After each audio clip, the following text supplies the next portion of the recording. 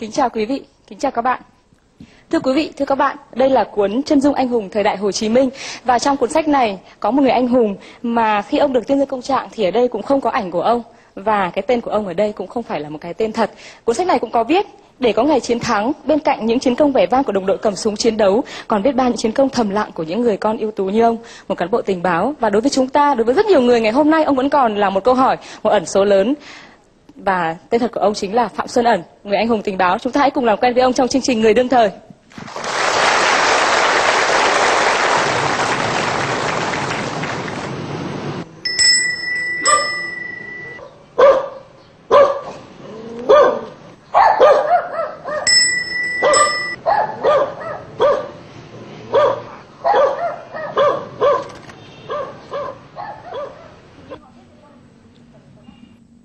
Người mà chúng tôi đến thăm, vâng, có thể gọi ông là người đàn ông của bí mật.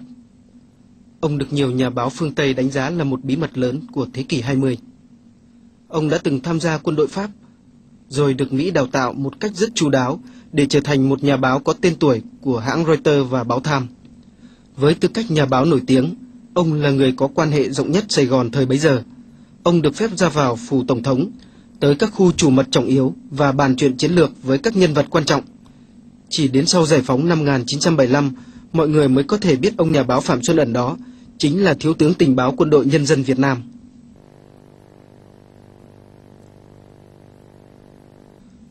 Đối với ông Ẩn, mỗi con vật nuôi trong nhà đều có ý nghĩa riêng. Chúng tạo ra và nhắc nhở cho con người phương châm để sống và làm việc hàng ngày.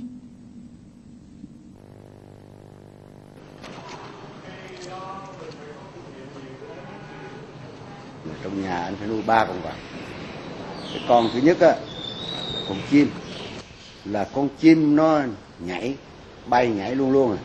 Trừ ra nó ngủ, nó ăn rồi nó nghỉ chút xíu rồi nó lại bay nhảy.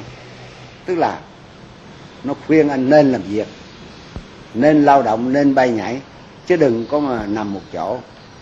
Cái thứ hai là con chó, nó dạy em trung thành. Con có thể chê cha mẹ khó, nhưng mà chó không bao giờ chê chủ nghèo. Anh nghèo gì nghèo, con chó nó vẫn đi theo anh. Là nó nói chuyện trung thành. Anh làm cho cơ quan nào cũng vậy, anh chơi với bạn cũng vậy, anh đối xử với cấp trên cũng vậy. Nghĩa là anh phải giữ chữ tín, đó là quan trọng. Cái thứ ba là con cá. Con cá là nó không có nói, tức là nó dạy mình đừng có nói. Nên trước khi nói phải suy nghĩ, mà suy nghĩ phải cho kỹ. Thì con cá nó dạy mình đừng có nói. Sự nghiệp của ông Ẩn là một phép ẩn dụ của cuộc chiến tranh Việt Nam. Cuộc đời ông chính là hiện thân của thời đại đó. Việt Cộng đã có 20.000 điệp viên ở miền Nam Việt Nam. Trong vòng 20 năm, ông Ẩn là con át chủ bài tình báo Bắc Việt tại Sài Gòn.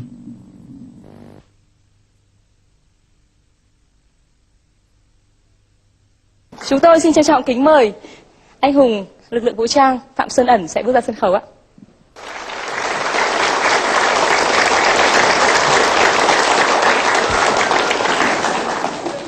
Mấy ngày hôm nay bác ra Hà Nội bác thấy thế nào ạ? Thì ra ngoài này thì thấy thay đổi quá đi. Vâng. Vì hồi năm tôi xuống học với Hà Đông á, trời ơi, coi bệ rạc lắm.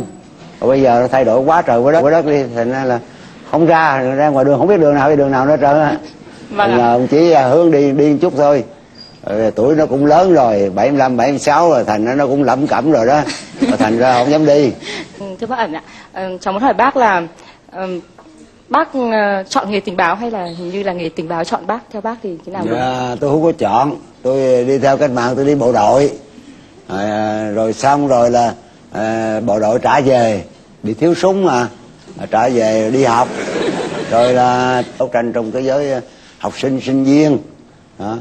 Đấu tranh tới cái cao trào nhất là vụ Trần Văn Ơn đó. Rồi cộng lên tháng 3 là cái vụ chống Mỹ. Thì là xong đó rồi thì phong trào nó xuống. Thì tôi nói tôi xin cho tôi đi trở lại bộ đội. Cái tưởng đâu là thoát ly rồi thì kêu vô mà biểu là vô rồi về chứ không được đi luôn. Thế là vô tới nơi thì tưởng đâu là cái gì. Rồi ông giao cho làm nghề tình báo này quá chịu không nổi rồi, chắc cái này chắc chết quá, cái này chắc chịu không nổi quá. Vì không biết gì hết. Ông bác sĩ Phạm Ngọc Thạch, ông là phụ trách luôn cả thanh niên tiền phong. Lúc đầu tôi thanh niên tiền phong mà. Vâng. Rồi trước 45 Thế rồi cũng trí thức, thành ra cũng biết. Rồi vô thì ông nói thôi cái này cách mạng không có lựa, chỉ cái này làm cái nấy thôi. Rồi thì ráng làm cho tốt. Lúc đó bác có hình dung nghề tình báo là như thế nào không ạ? Đâu có biết gì đâu. Không biết đi xem cine đó, tập xem coi mấy cái phim tình báo với lại phim cảnh sát rồi này kia đó. Có phải bác xem phim Điệp viên 007 không ạ? Hay mình tiếng Tây không à. Vâng. Rồi Phim là gì ạ? cũng không nhớ rõ, cứ phim nào mà nó đội nón mà kiểu ấy là coi chừng à. Đó đó. Coi phim là ông nếu tập coi đừng coi nhận định ở trong đó nó diễn đạt cái thằng nào thật thằng nào giả để nó diễn đạt hay. Thì cũng coi rồi ông nói thôi về lật sách đọc, mua sách, kiếm sách, vô cái thư viện Nam Kỳ, cái bibliothèque de Consin, lật kiếm mấy sách đó ra đọc coi, tiểu thuyết trinh thám, tiểu thuyết tình báo, kiếm không thấy. Sao ông nói thôi về đơn giản anh chỉ lo tụi tôi mấy cái này nè, anh về đó không, anh theo dõi cái quân đội viễn chinh của Pháp, bên Mỹ nó qua bao nhiêu, nó đưa ra Hải Phòng bao nhiêu, nó đưa ra Nha Trang, Đà Nẵng bao nhiêu, rồi nó đi về bao nhiêu, đặng mình cộng mình biết nó qua nhiều ít. Bác có nhớ một cái kỷ niệm đầu tiên mà nói lên cái sự non nớt của mình trong nghề không ạ? Một cái Lần đầu tôi sau khi bác liên lạc rồi, cho quy ước rồi, bác liên lạc rồi thì là tuần sau là đưa tài liệu. Thế thì tuần sau đưa tài liệu thì đi đúng, rồi tuần nữa cái đi trễ thế là tôi đi trễ rồi cái bà đợi phần nhiều tôi quy định chỉ 5 phút 10 phút thôi, bà kiên nhẫn 15 phút, bà còn thấy được, bà mừng quá, mà bà thấy mặt xe hơi buồn so mà lại dính tí máu, bà hỏi gì vậy? Tôi xuống cái cầu móng đó, thế là xuống thì nó quấy, mình thì đổ dốc đúng, thế là đụng nó xe đạp chứ không phải đi xe máy bây giờ đâu, xe máy thì chết rồi.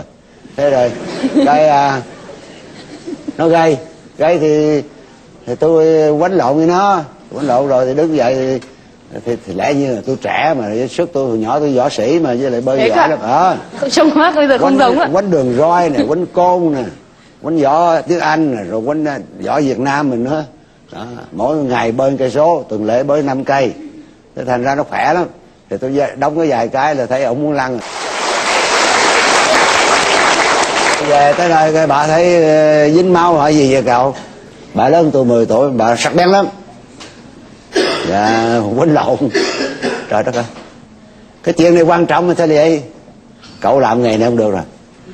Cái này là tôi về tôi báo cáo thôi, cái này bắt buộc phải báo cáo. Từ đây sắp đi tôi dặn cậu nha.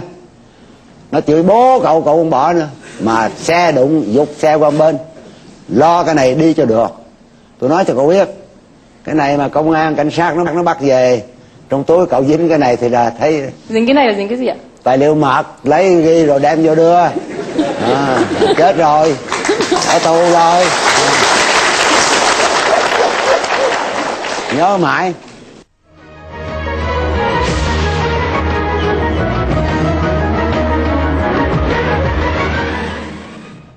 Thật khó có thể hình dung rằng ông già nhỏ bé này chính là ông Mười Hương nổi tiếng.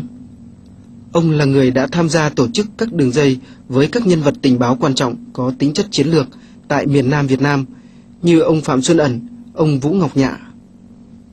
Lấy cái màu sắc đẹp thôi. Lúc bây giờ cuộc chiến nó sắp kết thúc rồi đấy. Thì tôi bảo này cậu này, những cái tin tức của cậu không giúp được nhiều nữa đâu, mà nhiều người có thể cho. Thế cho nên thì bây giờ cậu làm cái này thì cậu phải tìm cái nghề khác, có thể tiếp xúc được rộng rãi. Tổng thống cũng được, thủ tướng cũng được, mà gặp thằng lính cũng được. Chính anh Trung nói, tôi bảo có lẽ em đi học nghề báo. Tôi nói với anh Trung ấy, trước khi đi làm báo, tôi nói với nó đi học ấy, tôi nói là này, bài đi học ấy là phải học cho kỹ cái văn hóa của là Mỹ, phải posséder được cái đó, tức là phải thâm nhập được cái, rồi là đi đến bài nghĩ và bài nói như thằng Mỹ thì mới có thể làm ăn được, mới thành nhà báo giỏi được. Chứ, bởi vì không thế thì nó thành những người Việt viết báo Mỹ thôi, cũng vẫn là cái tư tưởng của người Việt, vẫn là cái kiểu suy nghĩ người Việt, thì không thể xâm nhập vào cái xã hội ấy được. Như vậy là bác đã đi Mỹ học Đại học Báo chí vào năm 1957, Dạ phải vâng. không ạ? Dạ. Vâng. Năm 7 tới năm 9. Trông bác học hành có vẻ miệt mài nhỉ? Thì tại ở trên nó ra lệnh cho tôi cũng không ham học lắm đâu. Trời ơi. Giáo của tôi thì bà rất thương. Bà cũng lớn tuổi rồi, bà thương tôi lắm. Thế bà thấy học vậy bà nói, tôi thấy anh học tốt quá mà anh học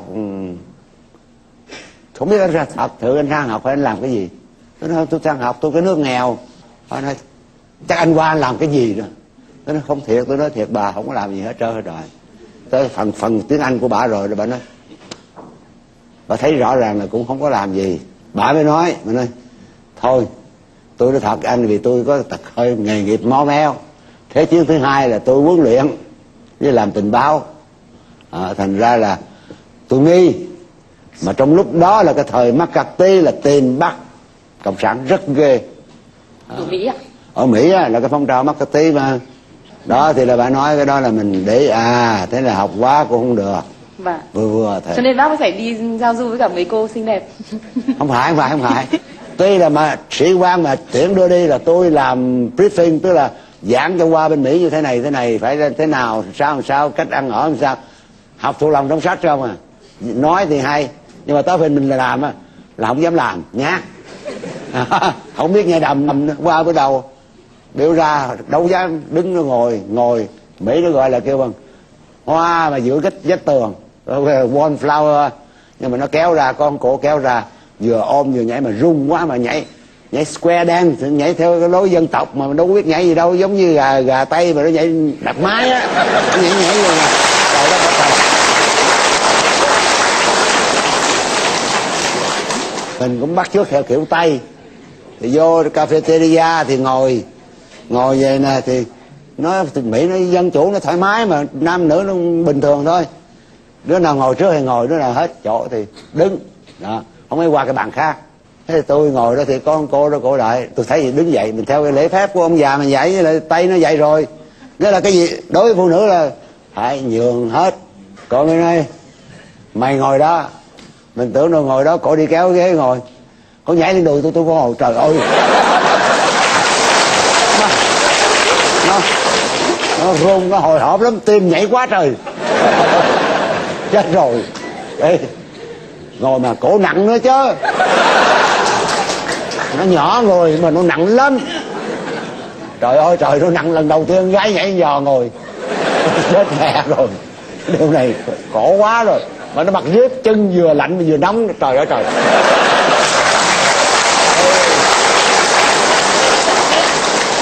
Đây cô đây. Nó dễ thương lắm. Cái lúc mà bác phải đi về Việt Nam thì bác có tiếc cái cô này không? Khi ra đây đã nói rồi, không có được đụng tới một cô nào hết. Nghe lời bác Hồ dạy nha. Chữ T là thứ hai nặng lắm. Cái T đầu là tiền, cái đó tương đối có thể tránh được. Cái T thứ hai là tình, cái này là dễ chết đó. Trông bác thấy khỏe mạnh nhỉ? Thì hồi đó trời, hồi đó ngon lắm mà, quánh bác. Thế thì làm thế nào để mà không bị cám dỗ bởi chữ T thứ hai, tức là tình cảm? Tôi là yếu cái bóng vía, thấy phụ nữ nào cũng thương, hay cảm động. Cái tam thập lục kế dĩ đào với thượng, 36 kế cái chạy lại nhất, né là lại thôi tôi đầu hàng bà cho rồi, cho nó lẹ nhất. Chữ T thứ ba là gì bác nhỉ?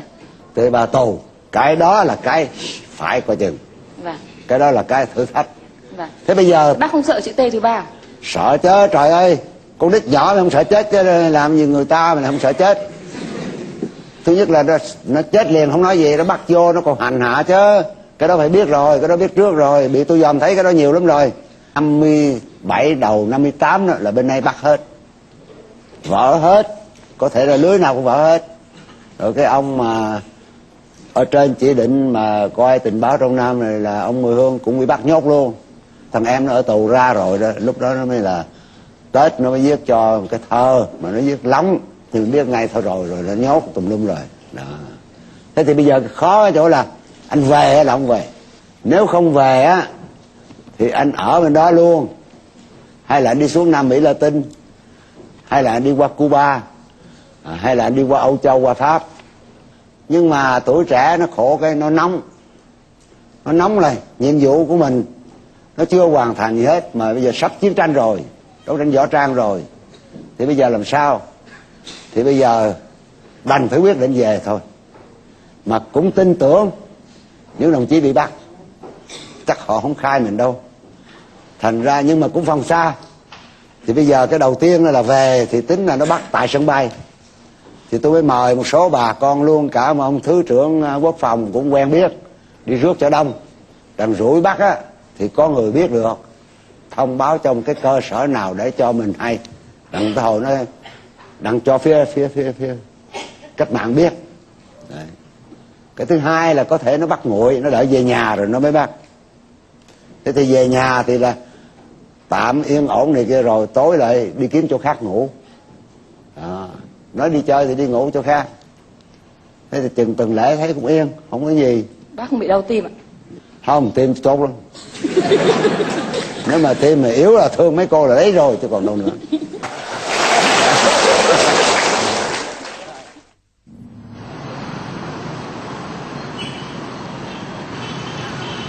Ông Ẩn đã sống tại thành phố Sài Gòn 60 năm qua. Mỗi một địa điểm, góc phố, ngôi nhà, hàng cây đều đầy ắp những kỷ niệm.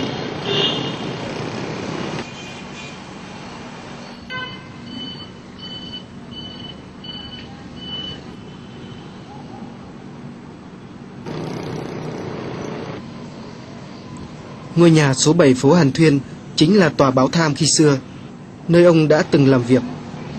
Đặc biệt, nhiều kỷ niệm nhất với ông Ẩn vẫn là quán cà phê Gifran quen thuộc, nơi mà hàng ngày ông vẫn ngồi tán dóc, nói chuyện tiếu lâm và quan trọng nhất là thu thập các tin tình báo trong suốt những năm qua.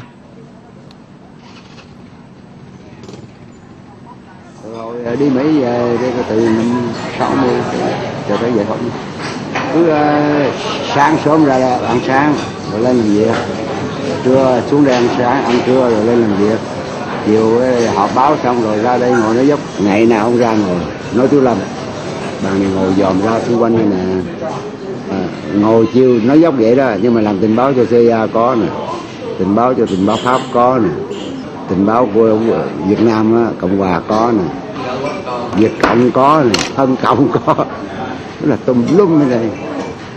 Khi mà thành lập cái chính phủ 3 thành phần thì ở đó quốc hội ở đây thì thế nào cũng ra đây ngồi nói dốc, nó đặt ghế riêng ở trên lầu, đục cái lỗ xuống cho ống vô để trong cột này.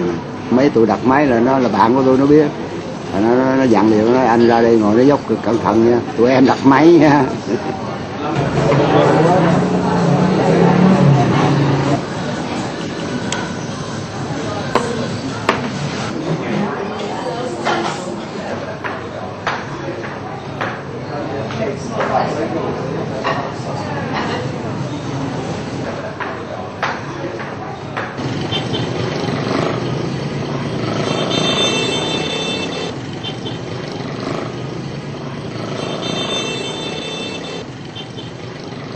Bác có thấy là cái công việc nhà báo của bác thì có hỗ trợ gì cho công việc tình báo không ạ? Hai cái này giống hệt.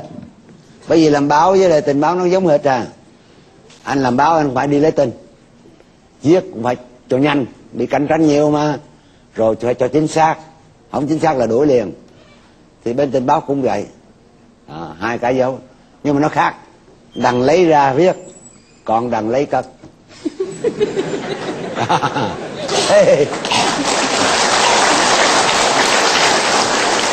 Thế thì bây giờ cái nào cất và cái nào cho ra, cái nào mà cất hết, còn cái nào cất một phần thôi, còn cái nào cho ra hết hay là cái nào cho ra một phần còn nhiêu cất hết, thì nó cái đó là tùy mình quyết à.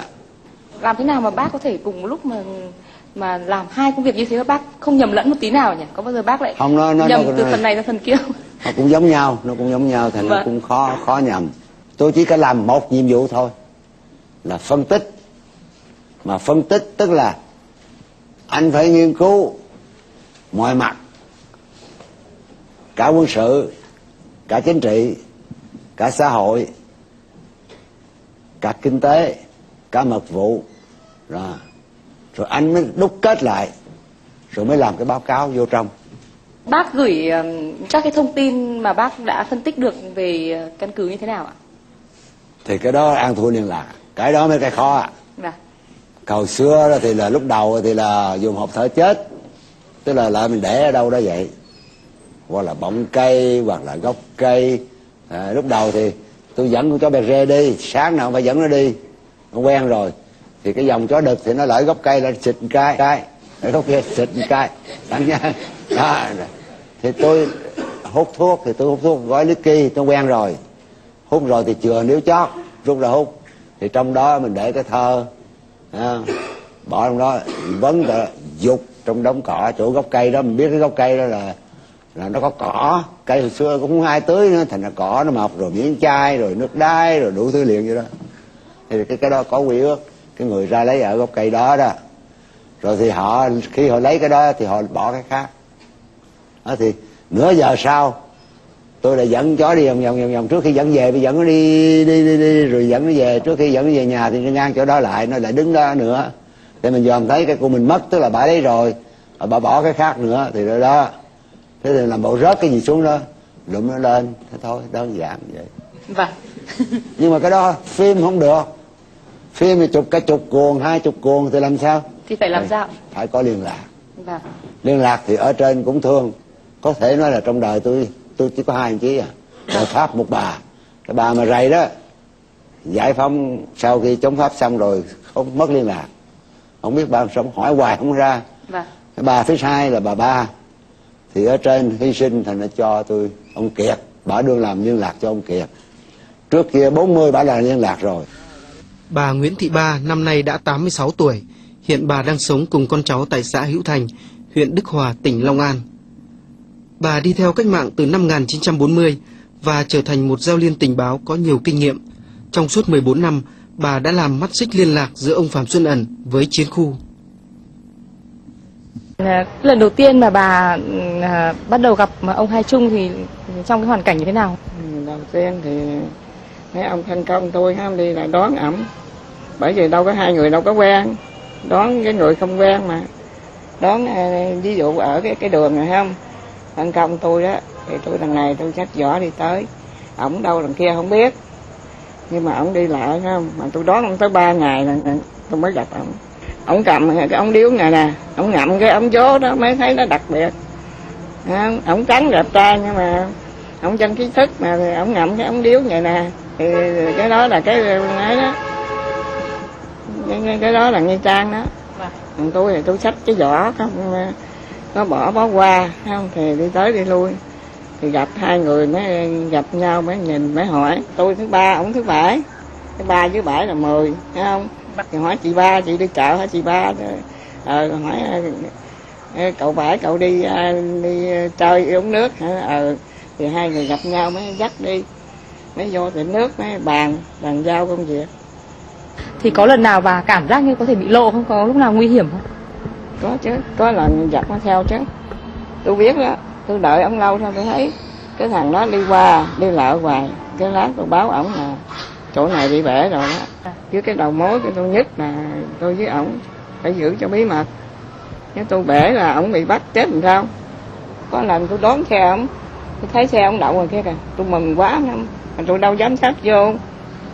Thì đi vòng vòng hội xe ổng bị mất. Trời ơi, giờ tức biết nhiêu. Ông hay đến chậm ạ? Ông hay đi trễ. Ông mắc bận công chuyện ông quên.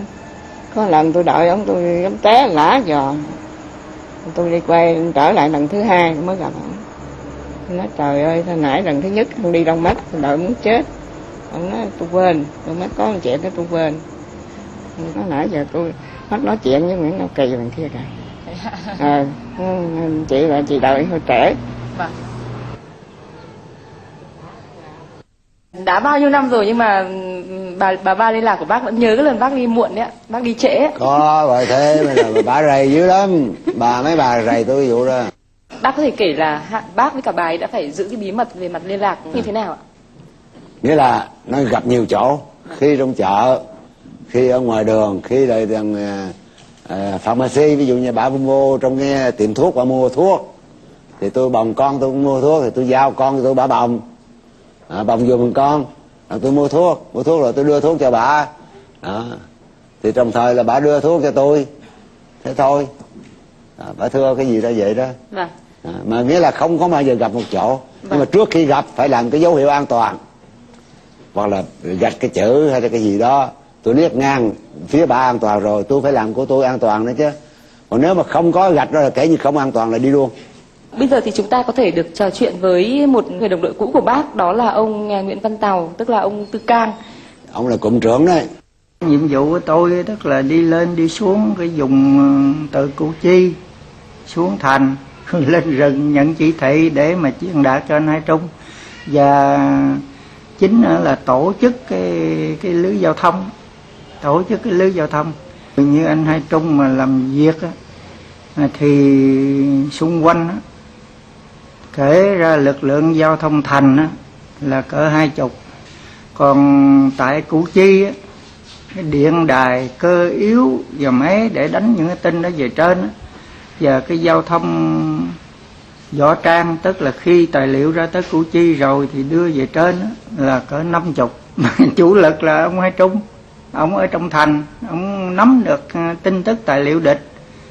Thành ra nếu mà tôi nói nếu ở ngoài thiếu tá chỉ huy trung đoàn thì nó khỏe hơn, là quánh có thể bại và có thể thắng, nhưng mà trong này nếu bại thì thôi coi như tiêu. Một cái thành công nhất của cái cụm này tức là bảo đảm cho cái lưới tồn tại bên trong, mặc dầu ở bên ngoài võ trang và chiến khu hy sinh rất nhiều, 25/47, thấy không? Mà bên trong đó từ giao thông đô thị cho tới anh Hai Trung đó, nghĩa là an toàn 100%. Trong chương trình Người đến thời lần trước thì chúng ta cũng gặp gỡ với rất nhiều những người giao liên tình báo dũng cảm, và trong đó có đồng chí Nguyễn Văn Thương, cũng là một người giao liên tình báo đã bị bắt và đã kịp thời giấu những cái tài liệu mà đồng chí đã mang từ trong nội thành ra chiến khu, đúng không ạ? Và thế còn gặp lại cái người đồng đội cũ của bác Tư Cang ấy ạ, thì bác có thể kể cho khán giả xem truyền hình nghe cái điều gì đặc biệt của bác Tư Cang? Ông này thì rất giỏi. Cục 2 huấn luyện đưa vô thay cho ông Xuân Mạnh. Ông Xuân Mạnh là cụm trưởng. Lần đầu tiên tôi vô thì không nói tôi là thay, tôi vô tôi hỏi tôi chứ ông trước đâu.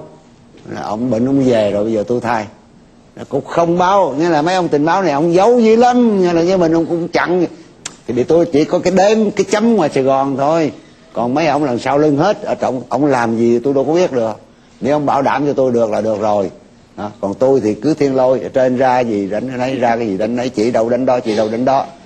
Tết Mậu Thân gần quánh thì cho hay trước 3 tháng thì ông ra thì ông làm như là trinh sát, thành ra phải dẫn ông đi, rồi ông đòi coi chỗ này chỗ kia, rồi ông đòi coi Mỹ cái lối hành quân làm sao, quánh ở trong thành phố làm sao, thì cũng dẫn ông đi coi.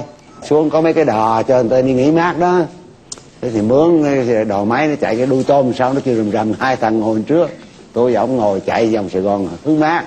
Rồi tôi chỉ cho hải quân chỗ này bên cầu Thủy Thiên qua, quánh bên đó qua thì chỗ này nè, bộ tư lệnh hải quân ở đây nè, ông này ở đây đó, thì bên nhớ cái phà như thế này. Thế bác đi với cả cán bộ cộng sản ở giữa Sài Gòn như thế mà bác không lo ngại gì à? Cái đó là sai.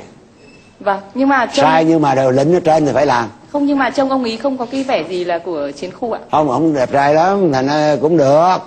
Đi ngoài đường ông ngon lành. Chỉ có lần đầu ông ra là ông không biết mở cửa taxi. May là cái xe tôi là giống xe taxi.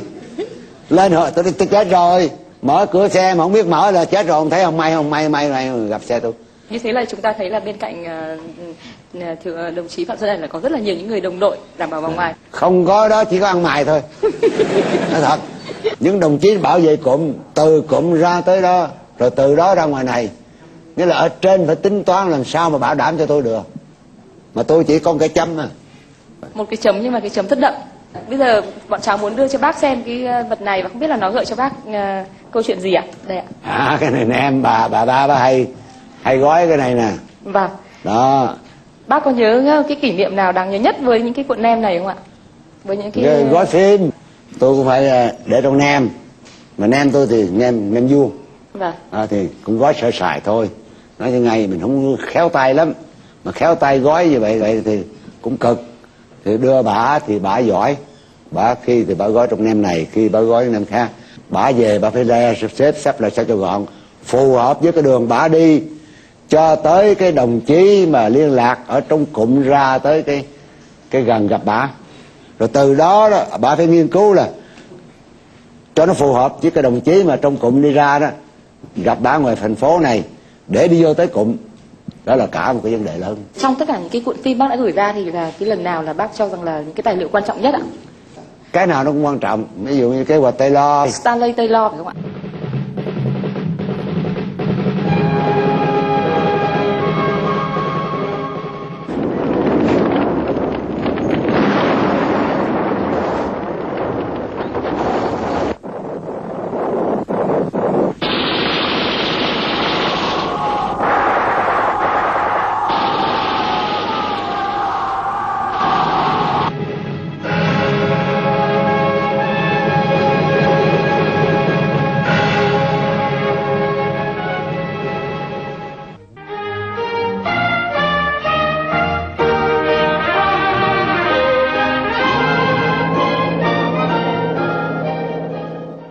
Vừa rồi là những cái tư liệu của trận chiến thắng ấp Bắc rất là nổi tiếng, hình như là trận chiến thắng đầu tiên của chúng ta trong chiến tranh đặc biệt phải không ạ? ấp Bắc là để chống cái chiến tranh đặc biệt. Vâng. Chiến tranh đặc biệt của Mỹ là gì? Bủa lưới phóng lao, diều bắt gà con. Còn Ta thì là cấm cọc phá lưới, nó bao vây một cái vùng, vâng, thấy không? Đó. Rồi người ta mới là bủa lưới là tức là quân đội nó bay bằng trực thăng, nó thả quân đội nó xuống xung quanh. vâng, Đó, thả xuống xong rồi đó nó vô nó quánh từng đơn vị nhỏ của mình nằm ở trong cái lưới đó, nó vâng, chạy ra không được. vâng, Thế bây giờ mấy ông nghiên cứu như vậy là mất 2 năm, 61, 62, vâng, đầu 63 đưa ra thực hiện. vâng, Thì như vậy là cấm cọc phá lưới, tức là một chiến sĩ đó nằm ở đó có võ trang đàng hoàng là một cái cọc. Đó. Anh bay lên trên đó là tôi bắn, khi anh trước anh thả là tôi bắn, cấm cọc phá lưới. Thấy không? Và bám đất bẻ lao là không chạy, nằm dưới hố cá nhân này nè. Khi mà anh đưa những cái mũi nhọn anh vô đó, tức là lao vô, thì là ông bẻ, tức là ông quánh sập cái đó.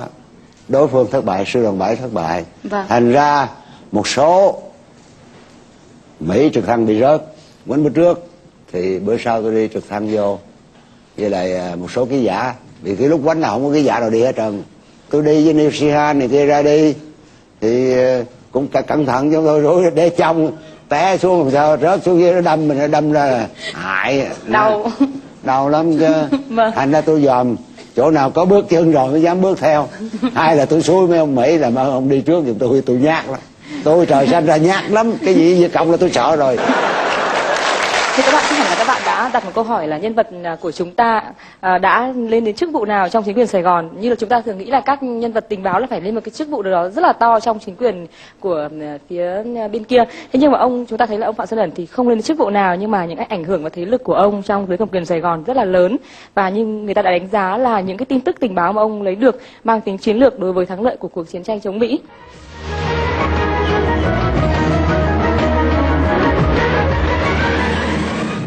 Cho nên tôi hình dung cái tình báo là đã thế này cô nhé. Cái anh điệp viên đấy là cái người phải tự hoạt động. Và tình báo này có cái đặc biệt này, anh không cầm tay chỉ việc được đâu. Bây giờ nó phải ứng hóa từng giờ từng phút ấy. Mình làm sao mà đến đấy mà bay thế này. Thì cho nên là nó phải rất độc lập. Thế mình chỉ có mỗi cái là, tức là như là trong kịch bản đấy, thì tức là cái người phải có viết được kịch bản. Thế rồi chọn diễn viên, thì các điệp viên là diễn viên. Thế còn lúc bây giờ mình đứng ấy, thì chẳng qua mình làm cái vai đạo diễn, anh đóng thế nào cho nó đúng. Mà tôi nghiệm thấy trong cái là nó đúng như thế. Vừa rồi thì ông Mười Hương có nói đến chuyện là cái người tình báo là phải hoạt động độc lập. Vậy thì bác có thể cho biết là cái hoạt động độc lập ấy, thì nó có những cái gì có lợi hơn và nó có những cái điều gì nguy hiểm hơn ạ? Ít nguy hiểm hơn. Thế ạ? Vì không có lưới. Vâng. Chỉ trừ ra đồng chí liên lạc thôi. Vậy thì có cái gì khó khăn ạ? Khó khăn ráng chịu mình thôi. Cái loại cái đó.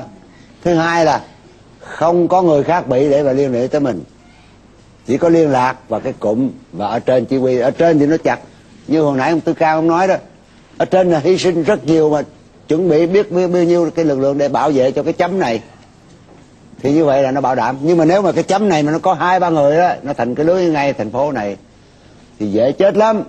Có người nào mà nhìn thấy bác là suốt ngày đi với cả lính Mỹ rồi lính Ngụy cái thứ thì có thể cho rằng bác là CIA và nhớ định tiêu diệt bác. Đó, nó khổ cái đó là cái nguy hiểm đó.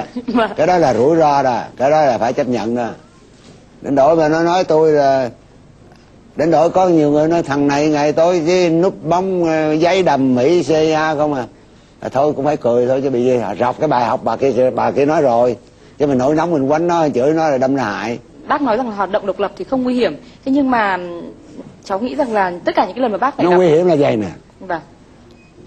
Nếu hoạt động chung trong cái tổ 3 người ví dụ vậy, Vâng. thì kiểm soát lẫn nhau nó dễ. Còn cái này tự mình làm mình đó, cái lúc đó là mình phải kiểm soát lấy mình. Vâng. Mà nếu mà mình hơi không nghiêm với mình hơi ngụy biện tí thì cái đó là nguy hiểm à. Bác phải nghiêm với mình đến mức như thế nào? Nghĩa là tối về phải coi là coi nó trúng trận, Kiểm điểm lại bản thân ạ. kiểm điểm. Vâng. Mà nó hơi một tí là phải coi chừng liền. Vâng. Bác viết tin tình báo để gửi ra, bác viết vào lúc nào? Nó tùy, phần nhiều là gì nè, có chuyến liên lạc thì bây giờ tới chuyến là phải viết. Sở dĩ nó nung bút mình viết là gì? Mỗi một chuyến vậy nên nhớ là chị em đi từ trong đó ra, 2-3 người và đồng chí bảo vệ cho chị em, mà ra tới đây mà không có cái gì để cho mấy chị em đem về mà quan trọng thì không được. Vâng. Cho nên phải làm. Bác viết bằng mực gì ạ? Ban đầu thì nước cơm thôi, nước cơm với là giấy gói đồ, sau rồi là ổng chế bằng cái thuốc bắc cái gì đó mới là chế, chứ đâu phải như bây giờ. Lúc mà bác viết như thế thì vợ con bác có biết không ạ? Vợ phải biết, rồi bởi vì con thì nó không biết, con nó nhỏ xíu thì nó không biết, Vâng. lớn nó cũng không biết. Vâng. Vợ biết. Viết thì bà có thể yên tâm ngủ vì có con chó canh rồi. Nhưng mà chụp hình thì bà phải thức. Bị nhiều khi chụp nghe cắt. Mỗi một bôi nó kêu cái cắt, kêu cắt. Vâng. Có con chó nằm bên ngoài thì nó đỡ rồi. Vâng. Thế còn những cái lần bác đi gặp Giao Liên thì bác gái có biết không ạ? Bà biết, nhưng mà khi nào tôi yêu cầu bà mới đi theo. Vâng. Trường hợp mà ví dụ như đem tài liệu thì bà phải đi theo. Vâng. Đằng rủi bị bắt á, bà biết, đặng bà báo cho cái cơ sở, đặng báo cho bên trong. Như vậy là không có liên lạc đồ gì ra nữa hết, kể như là rồi đó, là chấm dứt rồi đó. Thế là đi theo ông bà rồi đó. Đây là ảnh của đám cưới của hai bác ạ. Năm bao rồi. nhiêu ạ? Năm đó là năm 1962. Khi đó thì cô có biết là bác là cán bộ tình báo không ạ? Chưa. Về sau rồi, được 6 tháng rồi đó là bà biết. Bác nói thế nào ạ? Thì lúc đó thì mình nói mình là hoạt động với cách mạng đó, thì nhờ bà ủng hộ. Bà nói, ok.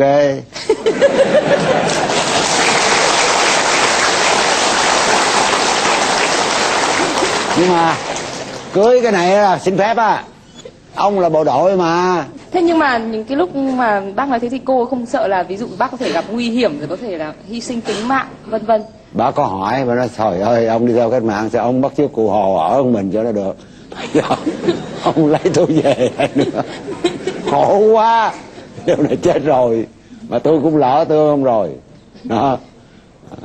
Thôi thì bây giờ cũng có con rồi, thôi thì bây giờ người Việt Nam thì thôi, thuyền theo lái gái theo chồng, cũng là bảo con nhà giáo mà. Vâng. Ở trong cũng điều tra, nói cho ngay vậy chứ không phải khi không mà cho cưới đâu, rồi còn cho 500 bạc làm đám cưới nên 500 đó lớn lắm nha. 2.000 mấy 3.000 gì đó lượng vàng, mà 500 đó, 500 là lớn lắm. Bác gái có lần nào lo sợ cho sự nguy hiểm của bác? Cái đó là sợ thường xuyên. Vâng. Sợ thường xuyên. Vì Bởi sao? mỗi một chuyến đi là thấy sợ rồi. Mỗi chuyến đi là thấy sợ rồi. Vâng. Có một nhà báo Mỹ đã viết là nếu như lúc đó chỉ cần có người nghe hơi hướng là ông là làm cho cách mạng thì ông sẽ bị xé xác ra hàng trăm mảnh. Thần kinh của ông làm thế nào mà có thể là tồn tại được, sống được trong những ngày đó? Vậy bác trả lời ông thế nào? Cái vấn đề tư tưởng là một. Thứ hai là mình làm cái này đó, mình phải đặt trước là sớm hay muộn anh cũng phải đi cái đường đó. Con cá nó nhỏ, người ta bủa lưới, lọt lưới được. Nó lớn lần lần, thì nó bị bắt. Anh phải chấp nhận cái trường đó. Mà bác lại thành một con cá quá lớn rồi. Sự thiệt là hơi lớn. Nhưng mà may con cá nó không nằm ở trong. Lúc nó điều tra thì nó truy ở bên trong. Nó tính là phải leo sâu tài trao, nghĩa là trong phủ tổng thống, truy ở trong đó. Vâng. Nhưng mà nó không truy người ngoài. Ở ngoài biết đâu mà truy. Cũng có những lần bác cảm thấy là mình suýt bị lộ hoặc là hút chết chứ? Thì ví dụ như là cái cơ quan này là cái Bình Phong, thì cái ông làm đó lại là tôi cũng quen biết nhiều, mà ông là bên Anh về, ông nói tiếng Anh rất giỏi, mà là làm khá to quan trọng, thì ông mới nhận việc được chừng tháng, thì tôi báo vô về chuyện ông đó. Ông Làm cho CIA. Thì cái cơ quan Bình Phong của CIA. Vâng. Chỗ đó mướn tôi mấy lần rồi tôi chưa làm. Đó. Thế rồi là ông làm thì tôi báo vô đặng cho mà để ý theo dõi những cái gì mà dính tới cái ông đó thì phải có chừng. Thế rủi ro là cái tài liệu nó rớt vô tay thì nó đưa về an ninh liền. An ninh á, nó báo liền cho cái ông kia cẩn thận. Và trong cái chỗ cơ quan anh làm, vì anh mới vô làm tháng đã Việt Cộng nó báo rồi. Thì như vậy trong cái cơ quan này nè có Việt Cộng. Bác xử trí thế nào? Thế giả mới ra hỏi tôi, hỏi mẹ Toàn nghĩ sao mà mới làm có tháng mà Việt Cộng nó theo dõi rồi. Tôi hỏi ai nói cái đó nè.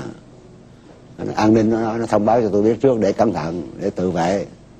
Tôi nói thôi rồi chỗ ông làm ngon quá, lương lớn quá, thì chắc nó đuổi ông đi thôi, nó khéo thôi, nó làm bộ nó nói vậy đặng cho ông xin thôi, ông sợ quá ông rét ông thôi. Ông thì giỏi tài, nhiều chỗ bướng ông làm lắm. Thì thằng Khang nó thấy vô có gì đâu, dạ không tin, dạ nói lên trên thì tụi Mỹ nó cũng điều tra. Thế qua tới ông Tuyến, ông bác sĩ Trần Kim Tuyến rồi ông coi cho đó, ông kêu tôi vô ông hỏi theo tôi nhận định thế nào. Tôi thì tôi nói chắc là lẽ là dành ăn thôi, nó muốn đuổi thằng bạn tôi đi thì nó nói vậy thôi. Nhưng mà ông điều tra rồi thì ông điều tra ngồi thời gian thấy ổn. Thì mà ở trên á, chỗ tình báo của quân đội mình đó là lúc bắt cấm ngưng hoạt động cho tới khi nào thiệt bảo đảm rồi mới cho liên lạc. Rồi sau rồi cái là ông Tuyến ông mới hỏi, ông ơi, tôi hỏi ông sao ông, cái vụ thằng bạn tôi đó gì mà ông bên ông điều tra ra thấy sao?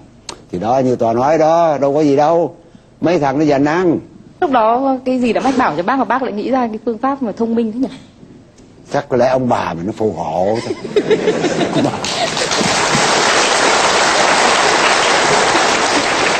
Bác đã chuẩn bị cho những tình huống bất chắc trong cái công việc tình báo đầy nguy hiểm của mình như thế nào? Phải chuẩn bị tối đa. Nhưng mà nó xảy nó vẫn xảy.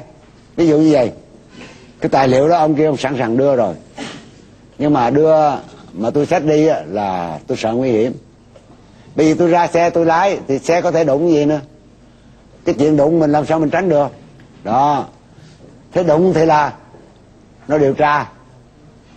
Mà nếu đụng mà rủ chết giấc á thì nó lấy ra về. Tài liệu người ta đề chữ mật, và cái người không có thẩm quyền nắm cái đó cũng đi tù nữa. Thì chỉ có nước năn nỉ ông làm ơn ông đưa quân cảnh đi với tôi. Rồi quân cảnh nó đi ra tới tôi rồi đó, nhưng mà quân cảnh không biết ở trong đó cái gì. Cạc táp của tôi để trong đó rồi, mà quân cảnh nó đưa về, mày đưa ông về. Về tới nhà rồi tôi vô, sáng mai ông làm ơn ông ra, tôi với ông đi ăn sáng, rồi tôi trả cho ông. Vậy là nó an toàn hơn, tránh cái trường hợp rủi ro đó. Nhưng mà đêm đó mà rủi nó vô nhà thì cũng kể như ăn mày rồi. Bác có dặn vợ con là chuẩn bị tinh thần là nếu như mà có cái gì đó xảy ra thì làm thế nào không? Thì vợ tôi cứ việc khai, má tôi việc khai, nhà này không có thân cộng. Nếu mà đúng là nó theo Việt Cộng, nó có gan, nó ráng chịu. Chết, ráng chịu. Nếu nó nói là lấy xác về chôn thì nhờ mấy ông chôn giùm. Việt Cộng tôi không chôn. Làm ơn nói vậy đi. Nhưng mà coi chừng thơ giả. Thơ giả là gì? Nó ép mình viết. Thế thì phải làm thế nào? Thì ký tên thiệt. Bởi vì cái tên chữ thường ký của nó có sẵn rồi. Nó để khi nó khống chế mình thì mình phải ký thiệt. Thì dặn vợ với bà già, khi đó là cái tên thiệt là không còn giá trị. Đã bị bắt rồi, những cái chữ ký thiệt không giá trị. Chữ ký thiệt nhưng mà nó có một cái điểm chỉ cho bà điêu. Đó, khi nào dòm cái đó thì đúng là của tôi. Như vậy là trong 23 năm thì bác luôn luôn phải từng ngày nào cũng thế, cũng phải căng thẳng thần kinh ra để đối phó. Không tùy, nó cũng là cái nghề nó quen. Vâng. Cái người mà con người ta nó có cái sức chịu đựng lạ lùng lắm, rồi lần nó quen, mà nó quen thì là phải coi chừng. Biết cái gì không? Không ạ. Mất cảnh giác lại chết, mà cảnh giác quá thì lại căng. Nó thành ra là nó cứ cầm chừng như hoài thôi.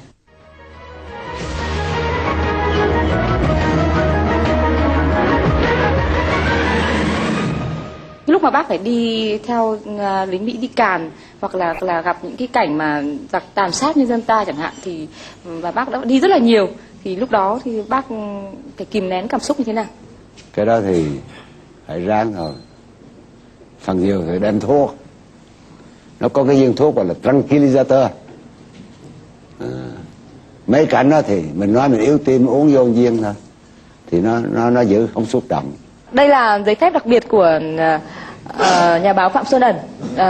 Ông có thể được thăm viếng các vi trường quân sự. Và đây là các cảnh mà bác đã đi cái này là đi làm báo phải cùng không? hết rồi. Vâng. Đi ra tới Vĩ Tuyến 17 rồi mà. Lúc đó cảm xúc của bác đứng ở cạnh cầu Hiến Lương, bác thấy thế Dĩ nào? nhiên rồi, cũng xúc động chứ. Thấy cái cờ bên kia không ha? Vâng. Đứng này coi đã quá chứ. Nhưng mà phải giữ cái làm bộ như là ấy vậy. Đây, bác có nhớ cái nanh quyển này không ạ? Cái đó đúng là cái đó Bác Hồ mất. Vâng. Năm 69. Vâng. Trong cuốn này bác có viết bài không ạ? Phải viết, vì tất cả thế giới viết. Vâng. Chỗ nào có tờ báo này là phải viết. Vâng. Để con đóng lên gì nè. Vâng. Viết lại cô lại vậy. Vâng. Thì người Việt Nam cũng phải viết. Có khó cho bác khi viết cái bài báo nói về Bác Hồ? Cái này thì sự thiệt viết nó cũng tự nhiên được. Tình cảm người Việt Nam, sự thiệt. Cái anh tài xế, cái anh xích lô, dân thường là đối với cụ Hồ là nói ngay không ai ghét hết. Vâng. Chỉ có kính trọng thôi. Vậy thì cái một số rất ít cái đám mà tuyên truyền chống cộng thì họ nói này kia, nhưng mà nhiều khi nó nói ngồi mồm với trong bụng nó không chưa chắc. Nó vẫn nể, vẫn quý, vẫn kính. Khi đó bác có phải kìm nén những cái cảm xúc của mình không ạ? Thì lẽ nhiên là nó khó chịu chứ, trời ơi tê. Mình khóc mình cũng phải giữ yên nha. Lẽ nhiên là mình nhưng mà phải viết bài. Vâng. Mà khen cái nào cho đúng, đúng sách đúng vở, chứ không có được mà đối với bác chỉ khen dễ. Vâng. Bây giờ không ai chê hết. Vâng. Cô không tin cô lật sách Mỹ, sách báo này kia coi, tới giờ này cũng không ai chê đâu. Cái tôn chỉ quan trọng nhất của một nhà tình báo chuyên nghiệp là gì ạ? Trong cái hoạt động của anh là thế này nè. Vâng. Anh thứ nhất là anh phải cái hòa đồng với mọi người, giữa con người với con người mà. Vâng. Cái thứ hai á, là giúp người ta được cái gì giúp. Cái thứ ba đó là không nói láo. Vâng. Không được nói láo. Cái nào không nói được thì không nói, nhưng mà đừng nói láo. Mình phải sociable là gì ạ? Mình quan hệ với trong xã hội, society là xã hội mà. Vâng. Mình con người sociable. Cái thứ hai là gì? Serviable là sẵn sàng giúp đỡ người ta cần. Người ta cần cái gì mà mình có thể làm được là làm ngay, chứ đừng có nên từ chối. Còn không được thì nói không được. Cái thứ ba là sincere, là chân thật, đừng có nói láo. Như vậy là đến ngày 30 tháng 4 năm 1975 thì những cái căng thẳng của suốt 23 năm của bác là chấm dứt, đúng không ạ? Bây giờ chúng ta hãy nhìn lại một chút những cái ngày tháng lịch sử đó. 9 giờ 30 phút, cánh quân Tây Bắc đánh chiếm sân bay Tân Sơn Nhất. 10 giờ 30 phút, cánh quân hướng Nam kéo cờ ở biệt khu Thủ Đô và chiếm tổng nha cảnh sát.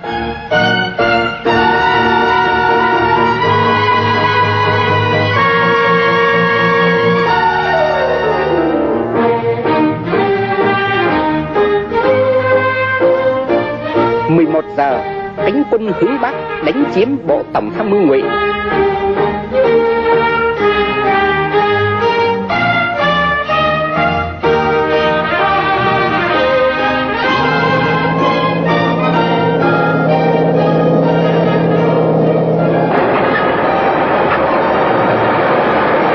11 giờ 30 phút, chiếm dinh lũy cuối cùng của địch, bắt sống toàn bộ nội các Dương Văn Minh.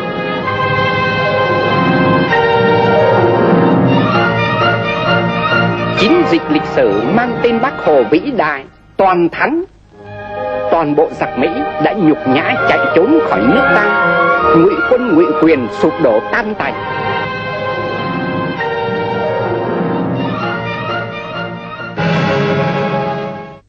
Bác ạ, đến bây giờ cháu nhìn lại những hình ảnh đấy thì cháu cũng vẫn thấy xúc động bạn.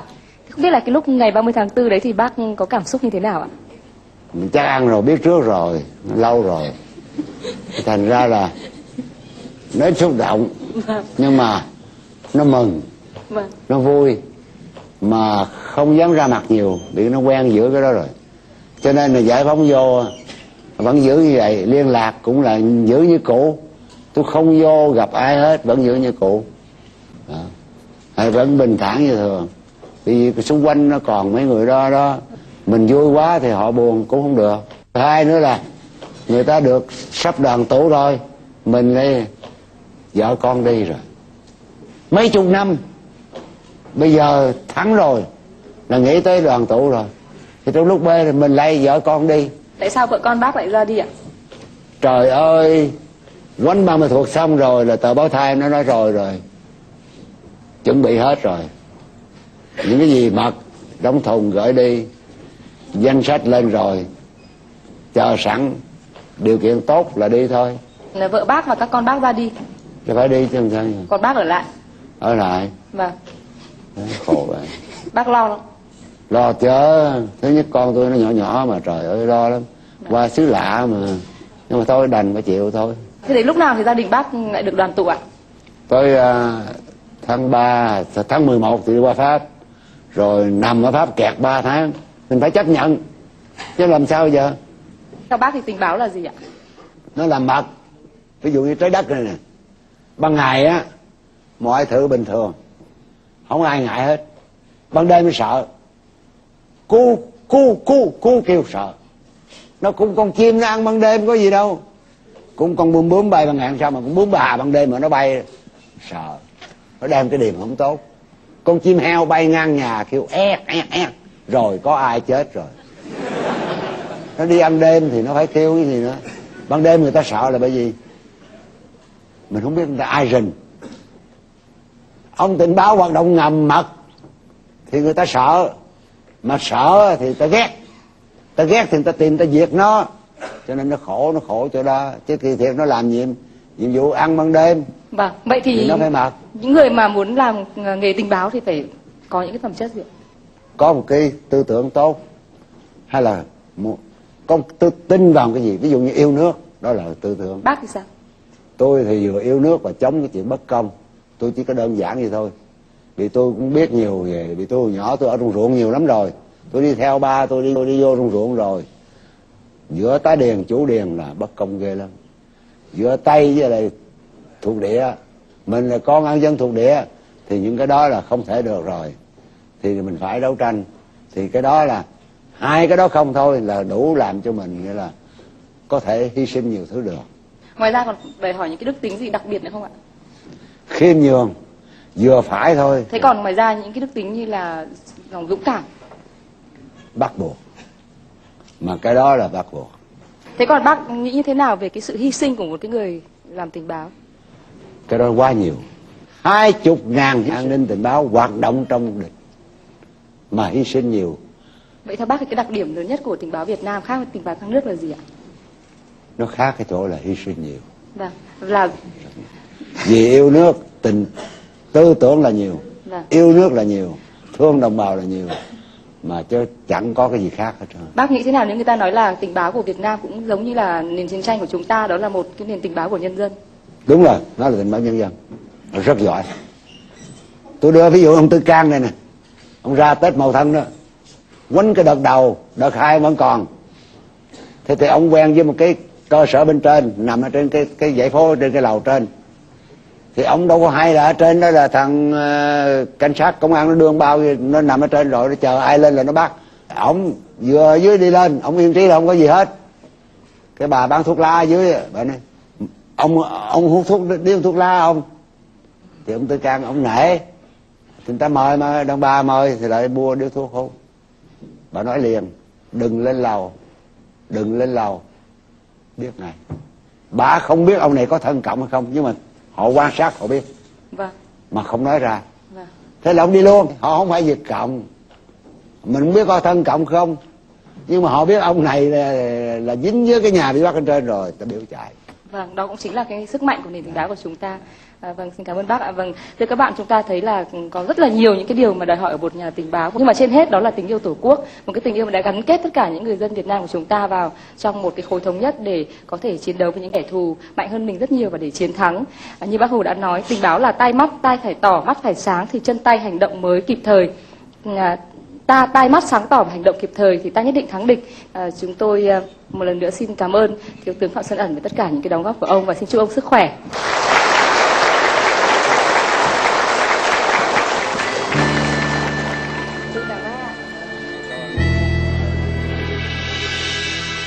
Hoang trong gió buồn, bên dòng nước trôi lững lờ, chờ một ngày tươi sáng, nước sông Hậu Giang xanh ước mơ, nhấp nhô chuyến đò đường người đi tìm đường tranh đấu, giành lại đời ấm no cho ngày sau.